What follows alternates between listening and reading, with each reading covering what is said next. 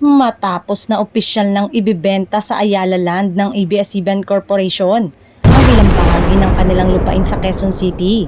Kabilang sa mga naibenta ay ang lupain kinatatayuan ng iconic transmitter ng ABS-CBN, Dolphy Theater, It's Showtime Studio at iba pa. Mananatili naman sa ABS-CBN ang 1.4 hectares ng lupa o ang kinatatayuan ng ELJ Building na siyang magsisilbing tahanan pa din ngayon ng kanilang mga empleyado at programa. Kabilang sa mga nasabing naibenta ay ang kinatatayuan ng iconic transmitter, ang Dolphy Theater, It's Showtime Studio at iba pa. Samantala, usap-usapan naman na baka matuloy na ang paglipat ng entertainment department ng kapamilya sa ABS-CBN Soundstage sa Bulacan na matagal na rin daw umanong nasa plano.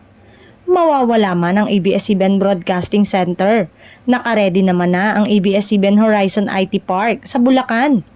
Mahigit sa 7.7 hectares ang laki nito at magiging pangunahing tahanan ng ABS-CBN sa mga susunod na taon. Ito ang proposed design pag dinimolish ang ABS-CBN Old Main Building sa Mother Ignacia at gawing Rockwell Condo Mall. Pre-pandemic pa lang, may plan na ang mga Lopez Group na gawing mixed-use development ng ABS-CBN Broadcasting Center sa QC. Kaya ililipat na nila sa Bulacan ang studio.